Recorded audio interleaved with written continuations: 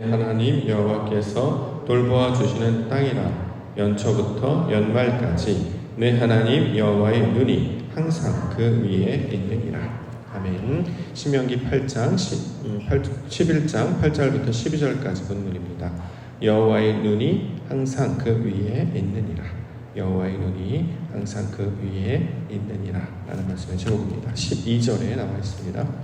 12절 말씀 보시면 내 하나님이 여호와께서 돌보아 주시는 땅이라 연초부터 연말까지 내 하나님 여호와의 눈이 항상 그 위에 있느니라. 자, 여호와의 눈이 있다 이런 표현을 하고 있는데요. 이건 무슨 뜻이냐면 주목하다, 특별하게 살펴보다 라는 의도로 주신 말씀이죠. 아모스 9장 8절 말씀에 보면 보라 주 여호와의 눈이 범죄한 나라를 주목하노니 이렇게 또 표현해서 사용하고 있습니다. 자, 하나님의 눈이라고 하는 것은 그냥 막연하게 이렇게 바라보는 것이 아니라 특별히 한 곳을 주시하고 응시하여 바라보는 것, 우리말로 이제 주목하여 바라볼 때 여호와의 눈이라는 표현을 사용하고 있습니다. 특별히 무슨 일이 있는지 없는지, 또 잘 살고 있는지, 잘 나아가고 있는지, 이처럼 목자가 양을 바라보는 것, 또는 파수꾼이 망루에서 무언가를 바라보는 것, 또는 사랑하는 연인이 연인을 바라볼 때 이런 표현으로 여호와의 눈이라는 표현을 하고 있습니다. 시편 11편 4절에 보면 여호와의 보좌는 하늘에 있으며 그의 눈이 인생을 통촉하시고 그의 안목이 그들을 감찰하신다 이런 표현도 하고 있습니다. 통촉하다, 감찰하다. 자, 이처럼 하나님께서 백성들을 통촉하고 바라보시고 감찰하시는 것, 이걸 여호와의 눈이 그 위에 있다 이렇게 묘사하고 있는 것이죠. 실제로 12절 앞절에 보면 여호와께서 돌보아 주시는 땅이다 이렇게 설명하고 있기도 합니다. 자, 이것을 통해서 우리가 알 수 있는 게 뭐냐면 하나님의 눈이 항상 그 위에 있다. 다시 말해 이제 우리를 바라보신다라는 거잖아요. 이걸 가만히 바라보고 있으면 그 엄마가 이제 아기를 바라볼 때가 늘 생각나고, 또 사랑하는 연인이 나만 보는 거죠. 나밖에 몰라, 나만 바라봐, 뭐 이런 거죠. 하나님은 그러니까 나밖에 모르시는 분이다라는 거예요. 그러니까 이것을 이렇게 이해해야 하나님의 말씀이 내 말씀 이제 받아지게 되는데, 자꾸 저 사람은 어때요? 딴 사람은요? 예를 들어서 베드로는 요한은 어떻게 돼요? 딴 사람은 어떻게 돼요? 이렇게 바라보는 것처럼 그것은 그들의 몫이고 하나님의 모든 관심은 항상 나한테만 머물러 있음을 성경은 계속 반복해서 설명하고 있습니다. 왜 그러냐면 하나님께서 나를 주시하고 있는 것인지를 몰랐단 말이죠. 그래서 이전에는 내 뜻대로, 내 마음대로, 내 경험대로 살았습니다. 그런데 하나님께서 가만히 보시면서 어렵고 힘들 때마다 늘 도와주시고 인도하시고, 심지어는 선지자들을 보내셔서 우리를 가르쳐 주셨음을 알게 해주셨습니다. 혼자가 아니었구나, 또 어려울 때마다 늘 동행하시며 가르치셨구나, 인도하셨구나. 자, 이런 것들을 계속해서 반복적으로 설명하고 있는 것이죠. 실제로 애굽에 있던 이스라엘 백성들이 이제 애굽에서 빠져나와서 홍해를 건너는 경험을 하고, 광야에서 먹고 마시고 입고 사는 경험을 하고, 그리고 이제 가나안 땅으로 이제 들어가게 됩니다. 그러면 이 가나안 땅에 들어가서 이제 뭘 해야 되냐면, 하나님이 나와 함께 하시는데 어느 정도냐면 나만 바라봐. 이 정도로 하나님께서 여호와의 눈이 그 위에 있다. 자, 이렇게 이야기하고 있습니다. 그러면 이전에는 몰랐어요. 누가 날 바라보고, 아무도 나에게 관심이 없는 줄 알았습니다. 그런데 하나님이 나를 지켜보고 계시고, 그 지켜보고 계시는 것은 다칠까봐 시편 121편에 졸지도 주무시지도 않고 우리를 항상 바라보시는 분이시다 이렇게 이야기를 하고 있는 것이죠. 누군가 날 향해서 사랑하는 마음을 담아서 바라보고 있다면, 이 이야기를 전해준다면 힘이 없는 자, 약한 자들은 크게 힘을 얻습니다.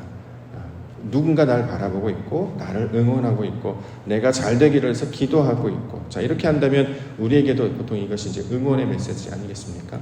자, 성경은 그렇게 말씀을 통해서 하나님께서 우리를 끊임없이 주목하고 사랑하고 계심을 계속해서 반복적으로 설명하고 있는 것이죠. 자, 그러면 내 눈에 직접적으로 보이진 않는다 할지라도 지금 보여지는 장면은 내가 혼자 걸어 마치 무대 위에 또는 경기장 위에 나아가는 선수나 배우처럼, 그렇죠? 그럴 때는 아무것도 안 보이잖아요. 경기장에 사실 들어갈 때도 막상 들어가면 사실 아무것도 안 보이거든요. 무대에 서보신 경험하셨던 분들도 경험을 하셨겠습니다만 무대에 올라가면 정말 아무것도 안 보여요. 관객들 보일 것 같은데 아무것도 안 보이고 또 뭐 우리 젊었을 때 뭐 이렇게 경기 같은 거 하면 뭐 저도 뭐 농구나 축구를 좋아했기 때문에 뛰면 소리가 들릴 것 같아 안 들려요. 심지어는 옆에 있는 선수들도 잘 안 보여가지고 이제 개인 플레이 한다고 하죠. 패스도 하나 혼자 막 하는 이유는 당황하기 때문이다라는 거죠. 자, 그처럼 아무것도 안 보이는 상황이기 때문에 무언가를 의지할 수 없는 상황인데 이제 정신을 차리고 예를 들어서 요즘은 이제 뭐 관객들이 날 바라보고 있어, 팬들이 날 바라보고 있어, 우리 응원하는 우리 사람 나를 지지하는 지지자들이 날 바라보고 있으면 힘을 얻는단 말이죠. 이런 것처럼 하나님께서 우리를 돌보시고 바라보고 계시고 주목하고 계시면 결코 넘어지지 않도록 우리를 붙드실 것을 우리 성경의 말씀을 주고 있는 것은 그만큼 힘을 내라, 그렇죠? 당당하게 힘을 내라 이렇게 응원의 메시지로 주고 있는 것입니다. 놀랍게도 성경은 여호와의 눈이 항상 그 위에 있다. 그래서 통촉하시며 감찰하신다. 부모가 자녀를 바라보듯이 사랑하는 여인이 그 연인을 바라보듯이 그런 눈빛으로 우리 여호와의 눈을 설명하고 있습니다. 요건 이제 세상 사람들은 요걸 이제 잘 모르기 때문에 이런 의도가 담긴 걸 잘 모르기 때문에 이제 여호와의 눈 그러면 소설이나 영화를 보시면 약간 무섭게 묘사를 많이 합니다. 이렇게 불타오르는 눈 그래가지고 뭔가 괴기스럽거나 공포스럽게 이렇게 묘사를 합니다만 잘못 이야기하는 거죠. 이제 신화처럼 이제 묘사를 하는데 성경은 그렇지 않습니다. 성경은 부모가 자녀를 바라보는 그 사랑의 눈, 연인을 바라보는 그 사랑의 눈으로 우리를 지키고 보호하고 계신다. 자, 이렇게 말씀하고 있는 것이죠. 우리 말씀 가운데 이 말씀을 적용하면 하나님께서 저와 여러분들도 졸지도 주무시지도 않고 살피시는 줄 믿습니다. 그 하나님이 우리를 기억하시고 우리를 바라보시는 분이심을 잊지 아니하고 오늘도 믿음을 통해서 승리하는 성도님들과 교회가 되기를 소망합니다. 자, 말씀 가운데 나아가 보겠습니다. 첫 번째, 강성할 것이요 이런 표현하는데요. 8절과 9절. 8절 9절. 그러므로 너희는 내가 오늘 너희에게 명하는 모든 명령을 지키라. 그리하면 너희가 강성할 것이요 너희가 건너가 차지할 땅에 들어가서 그것을 차지할 것이며 9절. 또 여호와께서 너희의 조상들에게 맹세하여 그들과 그들의 후손에게 주리라고 하신 땅 곧 젖과 꿀이 흐르는 땅에서 너희 날이 장구하리라. 자, 강성할 것이다, 차지할 것이다, 장구할 것이다, 영원할 것이다. 자, 이렇게 이야기하는 것이죠. 자, 강성하다, 강하다. 자, 하자크, 히스기야 할 때 쓰기도 하고 강하다. 이렇게 이제 우리 가운데 주고 있는데 강하다. 성경에서 말하는 이제 강하다라고 하는 것은 우리가 지난번에 말씀 통해 살펴볼 수 있는 것처럼 말씀을 가진 자를 강하다고 한단 말이죠. 세상에서는 키가 크거나 힘이 센 사람을 강하다, 뭐 그렇게 조건이 있거나 어떤 그런 것들은 이제 강하다라고 얘기하면 성경에서 말하는 강하다는 약속의 말씀을 갖고 있는 자를 강하다라고 하는 것이죠. 자, 그렇기 때문에 너희가 더 이상 연약한 자로 남게 되지 않을 것이다. 어저께 표현을 하게 되면 작은 자였잖아요, 우리가. 그런데 큰 자가 되게 할 것이다. 이제 더 이상 연약한 자, 자기밖에 모르고 욕망이나 어떤 본능에 따라 살던 사람이 말씀을 따라가는 영적으로 승리하는 자가 될 것이다. 이렇게 약속의 말씀을 주고 있습니다. 이거 우리 가운데 적용하면 한마디로 이길 거야. 너 해낼 거야. 여태까지 그런 적이 없거든요. 뭔가 새로운 것에 도전해 본 적이 없어요. 뭘 얘기만 하면 날 힘들게 하는 거야, 날 어렵게 하는 거야. 자, 우리 일어나서 뭘 해볼까? 또 왜 이러니까, 또 뭐 이렇게 합니까? 뭐 새벽 예배 나옵시다. 또 왜 힘들게 하면 기도합시다. 힘들어 죽겠는데 먹고 살기도 하고 이렇게 애고배의 특징이 자꾸 본능적으로 살아간단 말이에요. 그런데 말씀이 던져지면 두려워하지 않아요. 그것도 있어. 나 해볼 거야. 해볼게요. 어떻게 해요? 이길 거기 때문에, 해낼 거기 때문에. 산이 될지라도 바다가 될지라도 두려워하지 않게 되는 것들로 우리를 바꿔주시게 된다는 것이죠. 그래서 우리로 승리하는 자가 되게 하시는 것. 왜요? 강한 자이기 때문에, 약속을 붙드는 자이기 때문에 하나님께서 나와 함께 하시며 우리를 이기게 하시고 강성하게 하시고 오늘 말씀에는 차지하게 할 것이며 그 날이 장구하게 할 것임을 약속을 가졌기 때문에 끝까지 최선을 다하는 자가 된다라는 거죠. 요즘 이제 세상에서도 그런 말 하잖아요. 끝날 때까지 끝나는 건 아니다. 참 전 좋은 표현이라고 생각합니다. 그래서 운동 경기 중에 이제 맨 마지막 순간에 뭐 농구 같은 거 버저비터 이렇게 이제 끝났어요. 근데 그 팍 바로 0점 몇 초 전에 공을 딱 던졌는데 삐 끝났습니다. 아무것도 할지 모르고. 근데 공이 탁 들어간단 말이죠. 그래서 역전승하는 걸 보면 사람들이 막 너무 감격하고 감동해요. 자, 이제 주심이 휘슬을 불려고 막 입에다 이렇게 물었고, 이제 기껏해 한 10초? 몇 초 안 남았는데, 막 이렇게 공이 패스가 돼서 맨 마지막에 슛 했는데 들어가잖아요. 그럼 사람들이 난리가 나죠. 왜요? 역전해서 이겼으니까. 그래서 그냥 뭐 힘으로 이기는 것보다 이 역전에서 마지막 순간에 이기는 거를 오히려 스포츠나 이런 장면이 더 감격스러워 합니다. 왜 그러냐면, 질 거였으면 그렇게까지 안 하죠. 한 골 먹었는데, 나 졌어. 아유, 나 안 할래. 나 그만둘래. 나 이것밖에 못하네. 포기할래. 이럴 사람인데, 나 이기는 시나리오잖아요, 우리가. 그럼 끝까지 최선을 다하지 않겠습니까? 그래서 지금 눈에 보이면 지는 것 같아도 분명히 하나님께서 뭔가 있기 때문에 자꾸 이긴다라고 이야기하고 너가 차지한다라고 얘기하는 건 아니겠습니까? 그러니까 마지막 순간에 내 모든 힘과 내 모든 것이 다 소진되어서 더 이상 뛸 수 없는 그 순간까지 해도 이를 악물고 뛰었는데 놀랍게도 결과가 달라지는 그 놀라운 기적을 맛보게 해주신다는 거죠. 와, 이런 일들을 우리 가운데 맛보게 하신다면 얼마나 감격스럽겠습니까? 막 가슴이 터져나서 뭐 어른들은 뭐 옛날에 뭐 안정환 선수가 이렇게 골 넣어가지고 이렇게 반지 키스하는 것도 보시고 여러 가지 운동 경기에서 막판에 이렇게 뭐 중국과 아시안 경기 할 때 이렇게 역전해서 이기는 그런 지금도 가끔씩 영상 같은 거 나올 때 보면 그 현장을 저도 이제 봤기 때문에 막 가슴이 콩탕콩탕 뛰거든요. 근데 영적 싸움도 마찬가지죠. 믿음으로 순종하다 안 되면 안 되는가 보다. 여기까지인가 보다. 이만큼 해야 되겠다. 그런데 분명히 하나님은 나한테 이기게 하신다고 했는데 해낼 거라고 이야기하셨는데 승리하게 하신다. 성경에서도 이기게 하신다. 그러니까 어떤 상황을 극복하여서 그 상황이 매몰되어서 포기하고 좌절하고 원망하고 그것이 아니라 분명히 일어서게 하실 거라고 약속을 주셨기 때문에 이 약속을 붙드는 자들은 마지막까지 끝날 때까지 최선을 다하며 나아가. 그래서 다시 일어서는 믿음의 사람들. 자, 이러한 자들 진짜 강한 자들 아니겠습니까? 와, 지금 몇 대 몇으로 이만큼 졌는데 최근에 그 아시아 그 육상 경기에도 그런 게 나오더라고요. 우리나라 선수들이 막 달리기에서 이어 달리기에서 1등하고 막 그게 뭐 400m 계주에도 나오고 뭐 1500m 장거리에도 나오고 우리나라가 육상도 이제 잘하네. 도대체 어디까지 잘할 것인가. 그런 거 보면 처음엔 좀 지는 것 같아요. 근데 막 따라잡아서 이렇게 역전한 거 보면 야, 대단하다. 그러면 이제 주는 교훈이 끝까지 최선을 다하는 것이구나. 우리 하물며 성경에서도 우리에게 말씀을 주셨기 때문에 포기하지 아니하고 이걸 붙잡아야 될 것이다. 이렇게 말씀하고 있습니다. 대표적으로 우리 가운데 적용하면 이제 기도하다가 잘 안 되는 경우 있잖아요. 하나님께서 응답해 주시기로 했는데 왜 안 되지? 또 뭐 특별히 이제 우리 영혼들을 위해서 기도할 때 왜 변화되지 않지? 뭐 자녀들을 위해서 기도할 때 우리 아이들 왜 이렇게 변화가 나타나지 않지? 또 우리가 이제 기도하는 어떤 대상들, 가족을 위해서 기도하거나 어떤 영적으로 기도 대상들이 있단 말이죠. 안 변하는 것 같단 말이죠. 근데 상황이나 그런 우리 눈에 보이는 걸 바라보지 않고 하나님이 주신 약속을 붙드는 거. 왜요? 여호와의 눈이 그들도 지켜주실 줄 믿습니다. 그것을 우리가 기억하는 우리 기도의 시간 되기를 원합니다. 두 번째는 차지할 땅에 관한 이야기하고 있습니다. 10절 11절.